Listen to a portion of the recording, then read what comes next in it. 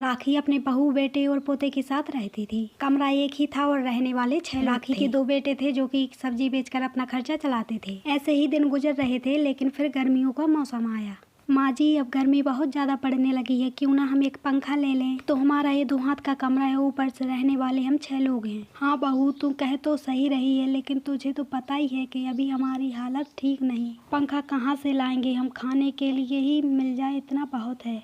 और इस बारे में मैं क्या कहूँ, बेटे आ जाएं दुकान से तो उनसे ही बात करना। रामू और श्यामू दुकान से घर आते हैं और खाना खाने लगते हैं। ए जी देखिए ना, गर्मी का मौसम आ गया और हमारे इस 2 हाथ के कमरे में हम लोग रहते भी हैं और खाना भी बनाना पड़ता है, इसलिए घर भट्टी की तरह तपता है। तो आप लोग कुछ ऐसा करिए ना कि जिससे हम एक पंखा ले सकें। हाँ रीमा, तुम कह तो सही रही हो, लेकिन हमारी दुकान से मुश्किल से 2 वक्त के खाने का ही इंतजाम हो पाता है। फिर भी देखो, अगर होता है तो हम लोग कहीं से जुगाड़ करते हैं। भाभी दिन भर धूप में खड़े रहकर भी हमारे 100 रुपए की सब्जियां नहीं बिच पाती हैं, और अब गर्मी की वजह से सब्जियां सड़ने भी लगी हैं, तो हमारा बहुत नुकसान हो रहा है। और फिर रामू श्यामू खाना खाकर चले जाते हैं। आइए बहन जी, क्या चाहिए बताइए, एकदम हरी हरी सब्जियां हैं। टमाटर कितने किलो दिए भैया? आइए बहन जी, ले लीजिए, टमाटर 100 रुपए किलो हैं। अरे भैया, आप मुझे पागल बना रहे हैं क्या? 100 रुपए किलो कहाँ टमाटर मिलते हैं, आज लूंगी कल सड़ जाएंगे। नहीं बाबा, इतने महंगे मैं नहीं ले सकती। और ऐसा कह के वह औरत बिना सामान लिए ही वहाँ से चली जाती है।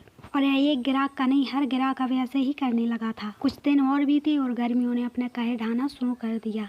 एक दिन रीमा और सीमा खाना खा रही होती हैं, तभी मम्मी मम्मी मुझे बहुत गर्मी लग रही है, मैं क्या करूं? मम्मी, भगवान ने हमें इतना गरीब क्यों बनाया कि हम एक पंखा भी नहीं ले सकते? चिंटू की ऐसी बातें सुन के मन ही मन सबको बहुत बुरा लगता है। बेटा ऐसे नहीं बोलते, आ जाओ, तुम्हें गर्मी लग रही है ना, आ जाओ मेरी गोदी में लेट जाओ। रीना चिंटू को अपनी गोदी में लेटा के उसे हाथ पंखे से हवा करने लगती है और चिंटू रीना की गोदी में आराम से सो जाता। ऐसा कब तक चलेगा दीदी, हम इस भट्टी जैसे घर में कब तक तपते रहेंगे? ऐसे ही गर्मी रही तो हम सबकी तबीयत खराब हो जाएगी। मुझे तो ऐसा लगता है कि हम लोग इसी गर्मी में मर जाएंगे। छोटी, ऐसा नहीं बोलते, थोड़ा धैर्य रखो, सब ठीक हो जाएगा। दोनों देवरानी जेठानी बैठकर बातें कर रही होती हैं, तभी बाहर से रामू श्यामू की आवाज आती है। रामू श्यामू चिलचिलाती धूप में दुकान से घर आ जाते हैं। रीमा रीमा, जल्दी बाहर आओ और पानी लेते आना पीने के लिए गिलास में। रामू श्यामू की आवाज सुन के दोनों देवरानी जेठानी बाहर आ जाती। अजी क्या हुआ, इतनी दोपहर में आप लोग अचानक घर कैसे आ गए? हाँ रीमा, सब बताता हूँ, चलो यहीं पर बैठ जाते हैं पहले हवा में, गर्मी के मारे जान ही निकली जा रही है। क्या करें रीमा, गर्मी इतनी ज्यादा हो रही है कि हमारी सारी सब्जियाँ सड़ रही हैं, और गर्मी ज्यादा होने की वजह से हमें ऊंचे दामों में सब्जियाँ मिलती हैं, लेकिन कोई भी ग्राहक इतनी महंगी सब्जी खरीदने को तैयार नहीं। हाँ भाभी, 10 दिन से हमें 1 रुपए का भी फायदा नहीं हुआ है, बल्कि 5000 रुपए हमारे नुकसान में चले गए, इसलिए अब सब्जी का ठेला नहीं लगाएंगे हम।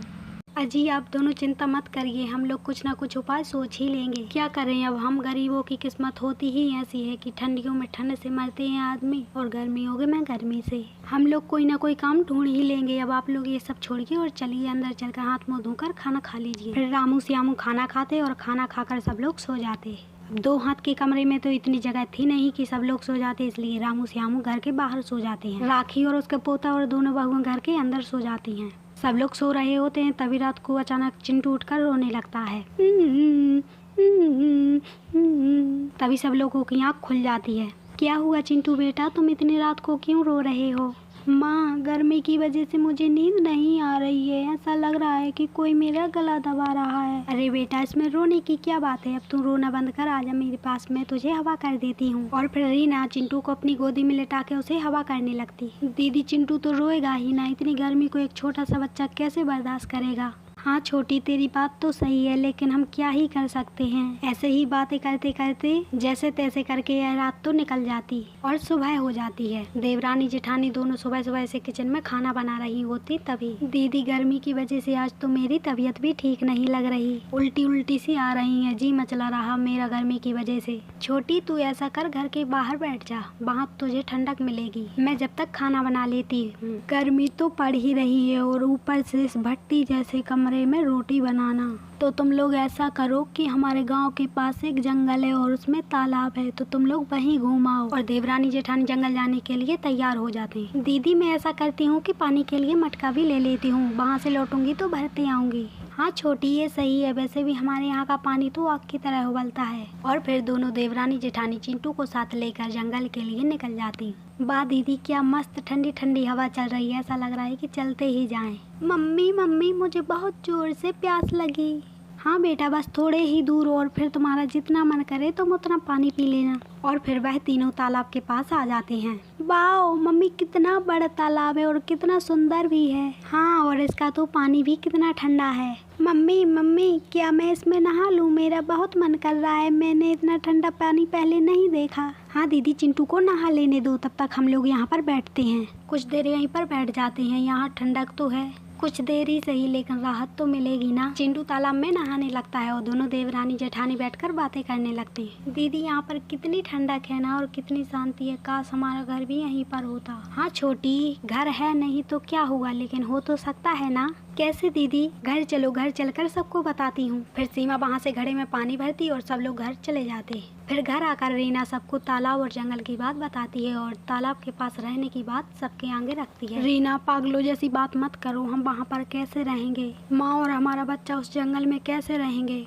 भैया भाभी सही कह रही है, इस भट्टी जैसे घर में मरने से अच्छा तो हम किसी जानवर का भोजन बन जाएं। बहू सही कह रही है, हमारे पास इसके अलावा कोई चारा भी नहीं है। और फिर सब लोग जरूरत का सामान लेकर तालाब के लिए निकल जाते हैं। रीना, अब तुम ही बताओ, ऐसे जंगल में, ऐसे खुले में कैसे रहेंगे हम लोग? और साथ में हमारा छोटा सा बच्चा भी है।